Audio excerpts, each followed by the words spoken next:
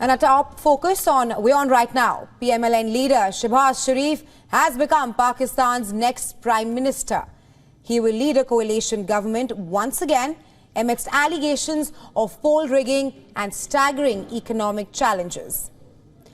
The National Assembly has concluded voting and elected him as the new Prime Minister with 201 out of 336 votes in favour. Sharif will be administered the oath of office on Monday at the presidential mansion. Remember, Sharif was the joint contestant of the Pakistan Muslim League Nawaz and the Pakistan People's Party. His challenger was Omar Ayub Khan, the nominee of the PTI-backed Sunni Ittihad Council, who secured 92 votes.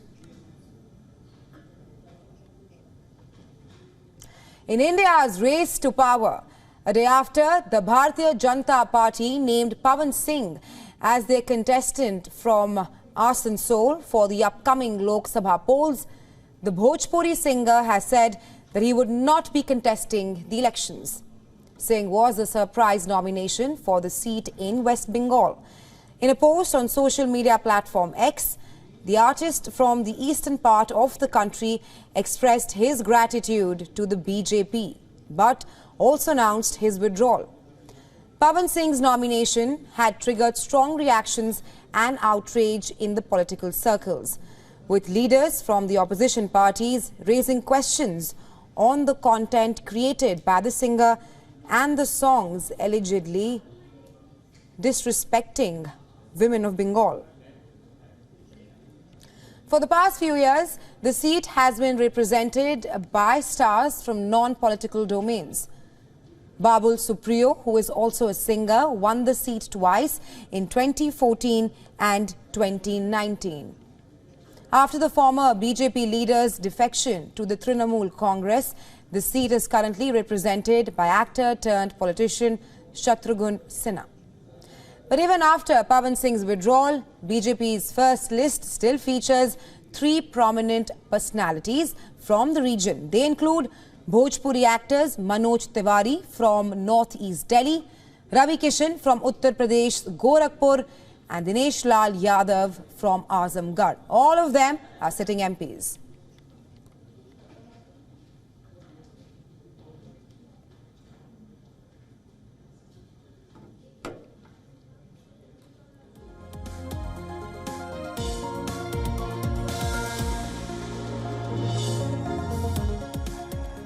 Staying on with news from India. India's ruling Bharatiya Janata Party has released the names of 195 contestants for the upcoming Lok Sabha elections. BJP's list comes days before the polls dates are announced by the Election Commission of India. And this at a time when parties in the opposition's INDIA bloc are striving to arrive at a seat-sharing formula in some states. The key takeaway from the first list is the Prime Minister's candidacy being announced. Prime Minister Modi will be contesting the 2024 Lok Sabha elections from Varanasi in Uttar Pradesh. Another big name announced is that of Union Home Minister Amit Shah, who will be contesting polls from Gujarat's Gandhinagar. And Minister of Earth Sciences Kiran Rijiju will contest from the northeastern state of Arunachal Pradesh. Minister of Women and Child Development Smriti Irani will be contesting from Amity in Uttar Pradesh. She won the key seat in the 2019 Lok Sabha elections. India's Defence Minister Rajnath Singh will be contesting the upcoming elections from Lucknow, the capital of Uttar Pradesh. The party bigwigs are all fighting the political battle from different constituencies in Uttar Pradesh. The UP list so far hints at a tried and tested strategy. In fact, as many as 46 sitting members of parliament have been repeated among the names of 51 contestants announced from the state. Remember, in the 2019 Lok Sabha election, the BJP had won 62 of the 80 seats in Uttar Pradesh. The first list this year reflects that the BJP does not want to experiment in the politically crucial Hindi heartland state which sends the highest number of MPs to the lower house. On the other hand, in capital Delhi, the BJP has fielded 4 new faces in the 5 announced candidates. The BJP has not fielded sitting members of parliament such as Union Minister Meenakshi Lekhi or Dr. Harshvardhan. They have been replaced by Sushma Swaraj's daughter Bansuri Swaraj and Praveen Khandelwal respectively. Sitting MPs Ramesh Bhidori and Parvesh Verma have also not found a place in this year's list. Experts say that the Delhi reboot is a response to the alliance between the Aam Aadmi Party and the Congress in the national capital. In fact, across the country, a total of 42 sitting MPs have been replaced. Now, a key takeaway from this list is that women make up 1/7 of the contestants announced so far. But the list puts huge emphasis on younger contestants. Let's now take a look at another prime focus here. About 30% of the list represents the other backward classes community. The BJP's OBC outreach is also significant considering opposition's pitch for a caste survey ahead of Lok Sabha poll campaign.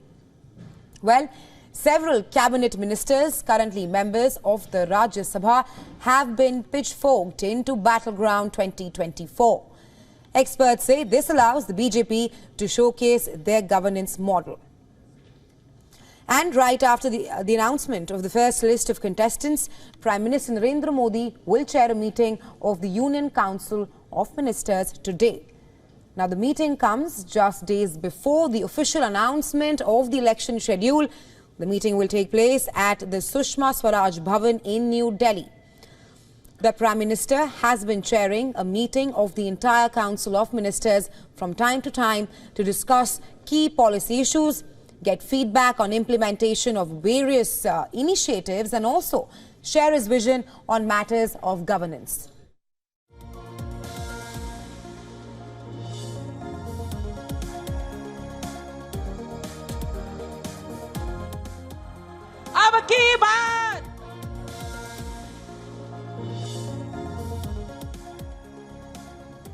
Moving on, former US President Donald Trump continues to solidify his position as US nears its intense poll season. Republican frontrunner Trump has registered victory in 3 more states' caucuses. Trump defeated his only Republican challenger, Nikki Haley, and the latest victories clearly indicate that Trump is closer to Republican Party's official candidate for the 2024 elections.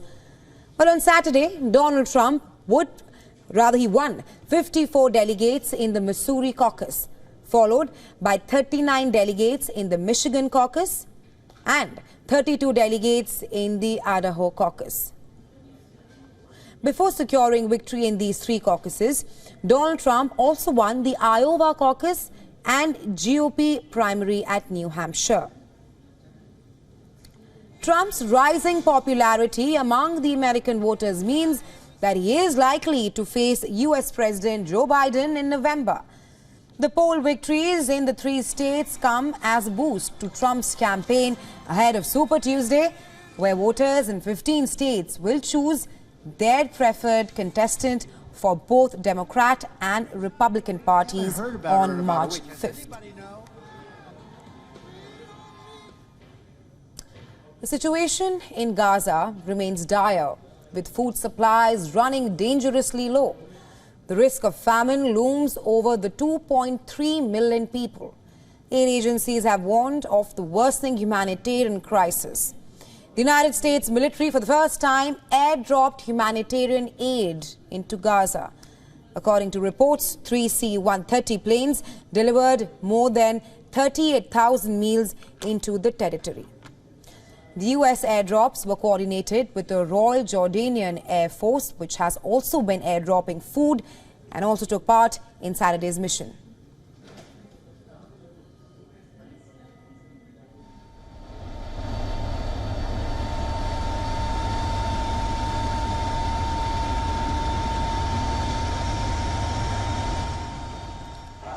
Hundreds of people rushed towards an aid truck carrying bags of aid. People scrambled in the hunger-stricken northern Gaza. They were seen rummaging through the food truck to obtain the supplies there.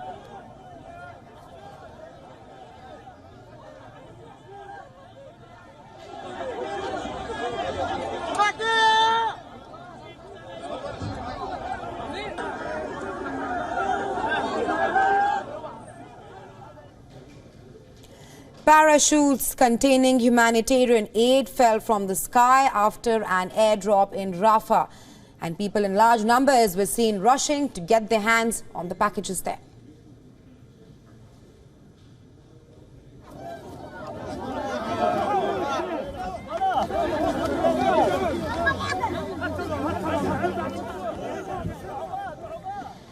Aid supply to Gaza, particularly the north, have been rare and chaotic, with an increased lawlessness, looting and the breakdown of the public order following Israel's military offensive. Now, the aid delivery by the United States comes as the Biden administration faces growing pressure on the domestic front and abroad as well, in a bid to rein the Israeli war effort. This also comes after over 100 Gazans were killed by the Israeli army while securing goods around an aid convoy. According to the White House, after the first successful airdrop, the Defense Department is now planning on conducting additional drops in the coming few days. However, Biden's decision of supplying aid received some flack from Republicans. Many opposed the aid drops, citing the risk of aid falling in the hands of Hamas militants.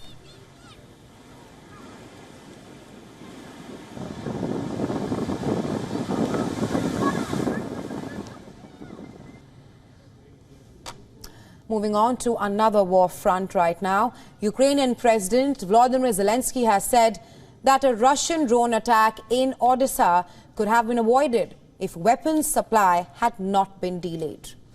The attack killed 7 people, including 2 children, and wounded at least 8 others.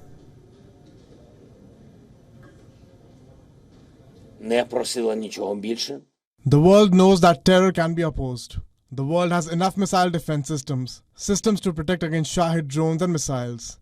Delaying the supply of weapons to Ukraine, missile defense systems to protect our people, leads unfortunately to such losses and to the constant growth of the list of children whose lives Russia takes away. Цим неможливо погодитись. Zelenskyy also said that in the attack, an Iranian-supplied Shahid drone destroyed 18 apartments. Emergency services posted pictures of bodies being pulled from the rubble in the southern port city. Dozens of rescuers in the area are still scrambling to locate the missing people.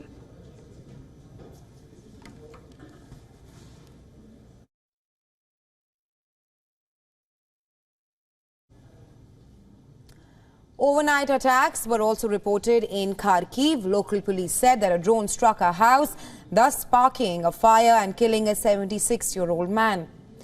Now, this comes at a time when an important package of U.S. military aid to Kiev is stuck in the Congress, facing Republican opposition. 7 Western leaders have signed 10-year security agreements with Ukraine in the last 2 months. Meanwhile, earlier in the day, a suspected drone attack damaged 2 buildings in Russia's St. Petersburg. No casualties have been reported, but several people from the building and nearby area were evacuated to safety. Local reports say that the incident could have been caused by a Ukrainian drone, which was meant to target a nearby fuel station. However, the Kremlin is yet to issue a statement on the matter so far. Пресса.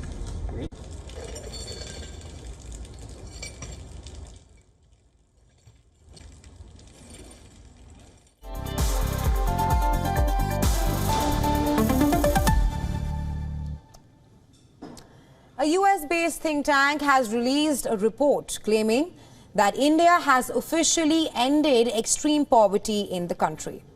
The data in the report published by Brookings say that India has eliminated extreme poverty in terms of standards that are commonly defined in international comparisons. The report goes on to acknowledge India's policy thrust, which has been aided by high growth and large decline in inequality. But here are the report's statistics and numbers. India's rural poverty stands at 2.5% and urban poverty has declined to 1%. Let's also now take a look at what some other domestic and international reports have to say. Recent data by World Poverty Clock reveals that India's poverty rate stands at 2%, while close to 34 million people live under extreme poverty. The CEO of Niti Aayog, India's think tank, had also previously said that India's poverty level is close to 5%, while citing strong consumption expenditure over the past decade. A dangerous winter storm arrived in California. Powerful winds and rare blizzard conditions in the mountains were seen. Blizzard warnings have been issued for several regions, including the greater Lake Tahoe area, which is in the winters is a magnet for ski tourism. Take a look.